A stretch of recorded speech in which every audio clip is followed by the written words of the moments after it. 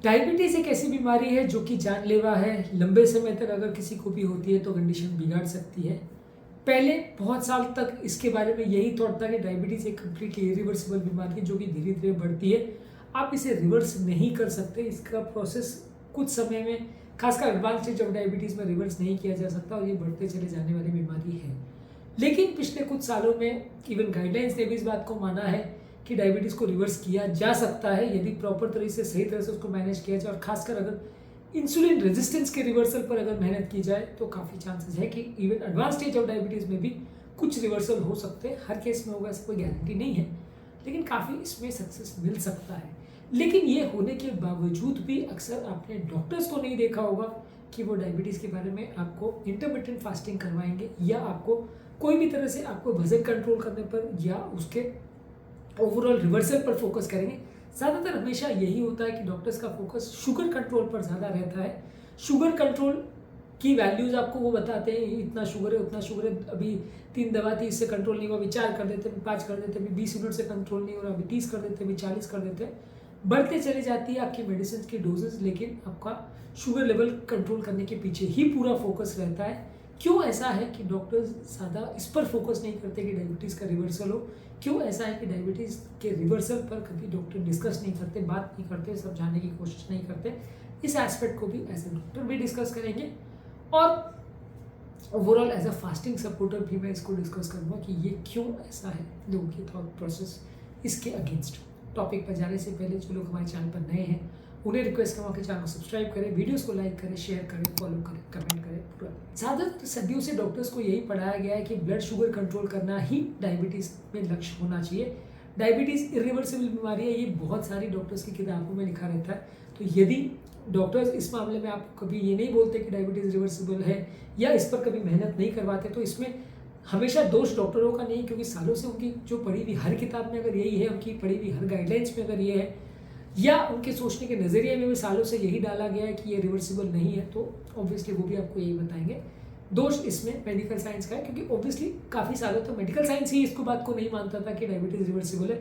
2021 में पहली बार गाइडलाइंस ने डायबिटीज़ के रिवर्सल क्राइटेरिया पर बात करना चालू किया कि हाँ, डायबिटीज़ रिमिशन में जा सकता है और उसकी रिवर्सिबिलिटी पर डिस्कशन चालू हुआ।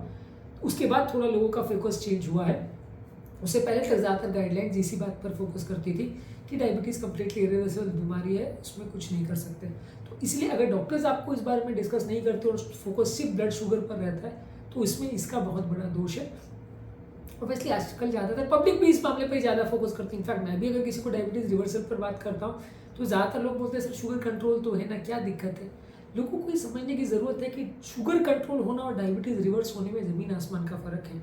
शुगर कंट्रोल होने से आपके लॉन्ग टर्म कॉम्प्लिकेशंस होने का या प्रॉब्लम्स होने का चांस कम, थोड़ा बहुत होता है, बहुत ज़्यादा नहीं होता। कोई भी ऐसी स्टडी नहीं है जो ये क्लियर कट शो कर पाई है कि शुगर कम होने से सारे डायबिटीज़ रिलेटेड प्रॉब्लम्स कम हो जाते हैं। इनफैक्ट कुछ स्टडीज़ ने तो उल्टा भी शो किया है कि बहुत अग्रेसिव आप अगर शुगर कंट्रोल करने की कोशिश करते हो तो उसमें फ़ायदे के बदले उल्टा नुकसान भी हो सकता है। इनफैक्ट जो बहुत बड़ी बड़ी डायबिटीज़ की ट्रायल है, एडवांस अकॉर्ड ट्रायल, यूकेपीडियस ट्रायल्स, उन्होंने ज़्यादातर ये शो किया कि शुगर कंट्रोल से उतना ज़्यादा फायदा नहीं होता जितना कि हम उस पर स्ट्रेस देते हैं। शुगर कंट्रोल करने के बदले यदि आप बीमारी को रिवर्स कर सके और बीमारी को ही रेमिशन में डाल सके तो फ़ायदा ज़मीन आसमान का फ़र्क होगा और आपको लॉन्ग टर्म प्रॉब्लम्स होने का चांस, डायबिटीज़ से रिलेटेड अलग अलग तरह की, किडनी खराब होना, ब्रेन खराब होना, हार्ट खराब होना, नलियाँ खराब होना, सब कुछ होने का चांस काफ़ी हद तक कम हो जाएगा यदि आप डायबिटीज़ को रिवर्सल में भेज सको।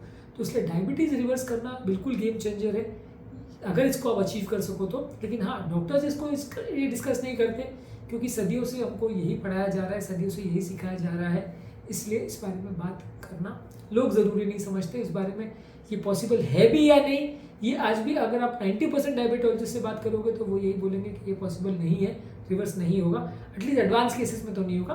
खैर यार, मैं भी ये पूरी तरह से नहीं कहूँगा कि हर केस में रिवर्सिबल होगा। बहुत सारे एडवांस डायबिटीज़ के केस ऐसे हैं जो रिवर्स नहीं होंगे, जिनका ओवरऑल इंसुलिन प्रोडक्शन कम हो गया है, क्योंकि ऑब्वियसली डायबिटीज़ भी एक मल्टीफैक्टोरियल डिजीज़ है। हर व्यक्ति में सिर्फ वजन कम कर लेने से या सिर्फ खाने पीने में चेंज करने से डायबिटीज़ रिवर्स हो जाएगी ऐसा ज़रूरी नहीं है।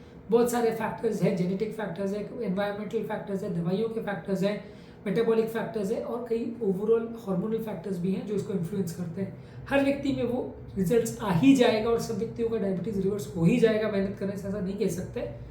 हाँ, अगर 50% में भी हो जाए तो I think it is worth trying. Intermittent fasting का जितना डेटा अभी ऑफ लेट मैं रिव्यू कर रहा हूँ उसमें ज़्यादातर ये है कि एटलीस्ट 50 to 80% केस में डायबिटीज़ को रिवर्स किया जा सकता है। और अगर प्री डायबिटीज़ या अर्ली डायबिटीज़ वाला स्टेज है जहाँ पे व्यक्ति का मेन कारण वजन से रिलेटेड है, तो वहाँ काफ़ी केसेस में डायबिटीज़ को पूरी तरह से ख़त्म किया जा सकता है। मैं खुद भी इस चीज़ को काफ़ी केसेस में टेस्ट कर चुका हूँ, खुद पर भी टेस्ट कर चुका हूँ, इसलिए मैं इसको मानता हूँ। हर डॉक्टर इसको मानेगा या इसको समझेगा या समझाएगा ऐसा कोई ज़रूरी नहीं है, इसीलिए डॉक्टर्स इसको बहुत ज़्यादा बात नहीं करते या इसको डिस्कस नहीं करते। इसके अलावा एक और इम्पॉर्टेंट इशू है कि जब कभी भी पेशेंट को अगर आप फास्टिंग के रेजिमेंट में डालते हैं तो काफ़ी चांसेस होता है कि वो हाइपोग्लाइसीमिया में जा सकता है, क्योंकि दवाइयों को एडजस्ट करना मुश्किल होता है, खासकर एडवांस स्टेज ऑफ डायबिटीज़ में। बहुत सारे पेशेंट को 4-4, 5-5 दवाइयाँ प्लस इंसुलिन के डोजेज और सब कुछ चल रहा होता है। साथ में जब आप फास्टिंग कर रहा होगा तो फास्टिंग में सबसे बड़ा प्रॉब्लम आता है कि डोजेस को एडजस्ट करना बहुत मुश्किल होता है। किस तरह से आप आपके डोजेस को एडजस्ट करोगे कि आपका फास्टिंग सक्सेसफुल हो और पेशेंट को हाइपोग्लाइसीमिया ना हो। ये हाइपोग्लाइसीमिया हो जाता है तो फिर पेशेंट का ऊपर से विश्वास उठ जाता है, क्योंकि वो फिर हाइपोग्लाइसीमिया में सडनली जब पैनिक मोड में चला जाता है, घबरा जाता है, तो फिर वो डॉक्टर को ब्लेम करने लगता है कि यार कहाँ फंसवा दिया मेरे को, तो शुगर कम हो गया, इतनी दवाई चल रही है, साथ में मेरे को फास्टिंग करवा दिया। अब ये फास्टिंग करने के दौरान दवाइयों को चेंज करना बहुत टेडियस काम है। इसके अलावा प्रॉब्लम ये है कि ज़्यादातर पेशेंट्स के घर पे ग्लूकोमीटर होता नहीं है, होता है तो वो उतना टेस्ट करना नहीं चाहते, पेशेंट्स खुद ही उस पर इतना मेहनत करना नहीं चाहते। और इसमें एक और बड़ा प्रॉब्लम ये है कि इसका जो रिवर्सल होगा वो प्रिडिक्टेबल नहीं है, किसी में होगा, किसी में नहीं होगा, किसी में जल्दी होगा, किसी में लेट होगा। अब किस हिसाब से आपकी डोज को एडजस्ट करें? पहले दिन से तो आपकी सब दवाइयाँ बंद करके डॉक्टर नहीं बता सकता कि कल से फास्टिंग शुरू, दवा बंद, तो वैसा तो नहीं कर सकते। दवाइयों को धीरे धीरे करके स्टेप डाउन करना पड़ता है। लेकिन प्रैक्टिकल प्रॉब्लम मुझे भी अक्सर ये आती है कि जब मैं बोलता हूँ कि पेशेंट को एक एक महीने में भी एटलीस्ट आओ, तो अपने आप पेशेंट एक एक महीने में भी आने को कई बार हेजिटेट करते हैं कि यार सर 2-3 महीने बाद बुरा बहुत आना पड़ता है, ये वो है। तो जब आप किसी बड़ी चीज़ पर मेहनत कर रहे हो और पेशेंट कोऑपरेट नहीं करता है, पेशेंट बार बार चेक करना नहीं चाहता है शुगर को, पेशेंट रिवर्सल पर मेहनत नहीं करना चाहता है, फास्टिंग ऑब्वियसली सिर्फ आपने फास्टिंग समझा दी तो शुगर रिवर्स हो जाएगा, वैसा तो नहीं है।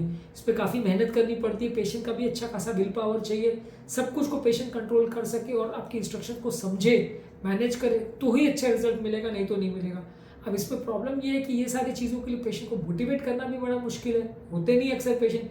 ज़्यादातर पेशेंट का कैजुअल एटीट्यूड होता है कि सर जाने दो ना सर, शुगर कंट्रोल तो है ना, छोड़ो ना, नहीं खाएंगे तो क्या करेंगे, मीठा नहीं खाएंगे तो जिएंगे कैसे, मर जाएंगे, ये वो थोड़ा कैजुअल एटीट्यूड बहुत सारे पेशेंट्स का होता है। तो वैसे लोग को समझाना इनफैक्ट बहुत मुश्किल होता है। वैसे पेशेंट को समझाने में आप सर फोड़ते नजर आते हो और पेशेंट फिर भी कुछ नहीं समझता। इनफैक्ट आप ज़्यादा समझाते हो तो दूसरे डॉक्टर के पास चला जाता है कि सर छोड़ो, वो तो पता नहीं क्या क्या समझाते रहते हैं। तो वैसी चीज़ों में अक्सर कई बार डॉक्टर्स और हेजिटेट कर जाते हैं, क्योंकि पेशेंट्स की तरफ से भी काफ़ी रेजिस्टेंस आता है। कई बार वो लोग अपनी लाइफस्टाइल को चेंज नहीं करना चाहते। अब आप किसी को बोलोगे फास्टिंग करो मतलब मीठा खाना पूरा बंद कर दो, अब ये सेंटेंस बोलने के बाद ही पेशेंट कई बार आता है कि मीठा खाना पूरा बंद कैसे कर सकते हैं, मेरे को तो बहुत ही पसंद है मीठा।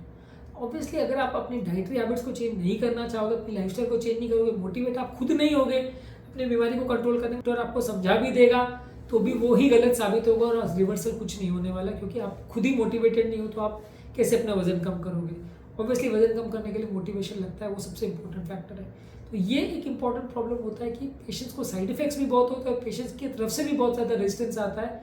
कई बार वो इस सब चीज़ों को ना समझने की कोशिश करते हैं, ना उस चीज़ों के लिए वो, अगर आप उनको समझाते भी हो तो वो आपको कोई थैंक्स बोलेंगे या आपकी तारीफ करेंगे, वैसा नहीं होता।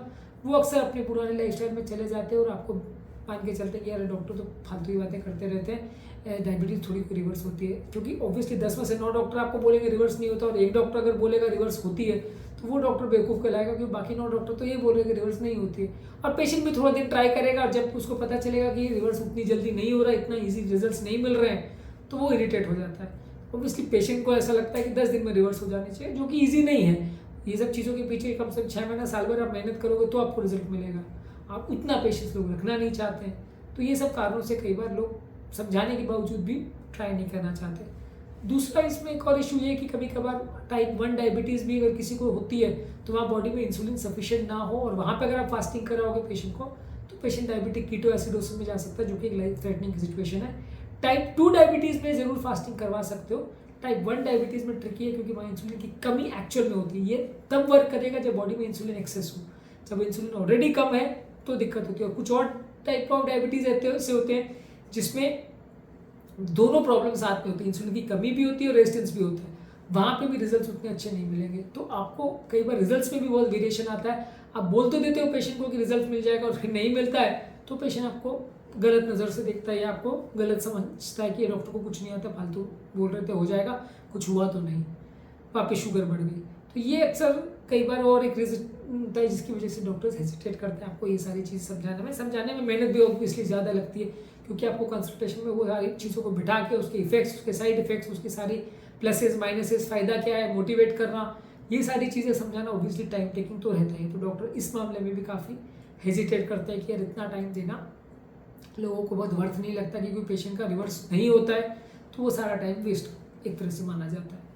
इसके अलावा कई बार पेशेंट की न्यूट्रिशनल रिक्वायरमेंट्स भी कई बार चैलेंज हो जाती है। जो लोग डायबिटिक होते हैं अगर वो लंबे समय तक फास्टिंग करते हैं और न्यूट्रिशन का प्रॉपर ध्यान नहीं रखते तो विटामिन मिनरल्स वगैरह का भी थोड़ा प्रॉब्लम्स होने का चांस है। लंबे समय तक अगर फास्टिंग बिना ध्यान करेंगे तो हो सकता है।